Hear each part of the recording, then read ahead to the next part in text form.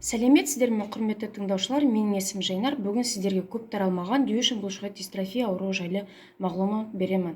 Дюшен бұлшықет дистрофиясы бұлшықет талшықтарының дегенерациясына туындаған пароксималды бұлшықеттердің прогрессивті әлсіздігімен сипатталатын X байланысқан рецессивті бұзылулар.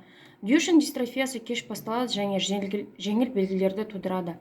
Диагнозы клиникалық түрде мутантты геннің ақуыз өнімінің дистрофин атты генетикалық зерттеу немесе талдау арқылы расталады.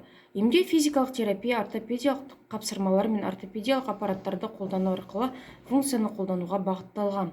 Бұлшықет дистрофиясы бұлшықет жүйесінің тұқым қуалайтын прогрессивті аурулары болып табылады. Олар бұлшықеттің қалыпты құрылымымен жұмыс істеу үшін қажет бір немесе бірнеше гендерді ақауларға байланысты пайда болады.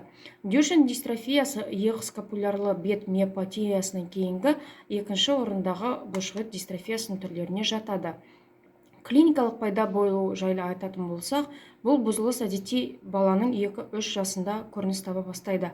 Әлсіздік пароксималды бұлшықеттерге әдетте төменгі аяқтарға әсер етеді. Бұндай балаларға жүгіру, секіру, баспалдаққа көтеру және еденнен тұру өте қиын болады. Олар жиі құлап, қолдар мен аяқтарында сынықтар орын ала бастайды. Әлсіздіктің тұрақты дамуы байқалады және барлық дерлік балаларда аяқты бүгілу, контрактуралар мен сколиоз дамиды.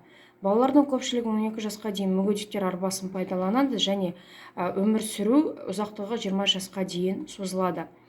Диагностикалаудың әдістері ретінде ДНК талдауы мен мутацияны зерттеу арқылы анықтайды. Кейде дистрофиннің иммундық бояуы бар бұлшықет биопсиясы арқылы жасалынады.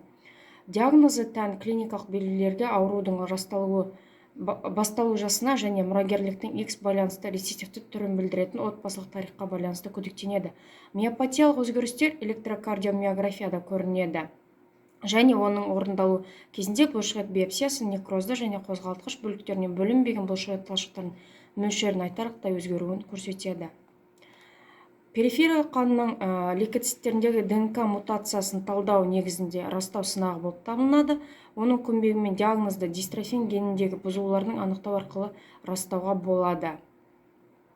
Емдеу жолдарына келетін болсақ, 2020 жылдың 1 қаңтарында қабылданған амбулаториялық дәрі-дәрмекпен қамтамасыз ету барысында міндетті әлеуметтік медициналық сақтандыру пакеті бойынша жалпы тізім 70 жаңа аурумен толықтырылғаны белгілі. Оның ішінде барлық диспансерлық есепте тұратын Дюшен бұлшықет дистрофиясы диагнозы бар науқастарға бір препарат енгізілді. Ол аталурен, ішуге арналған түйіршік болып табылады. Және де осы аталған аурудың барлық формаларында преднизолон препараттарын қолдану көзделген.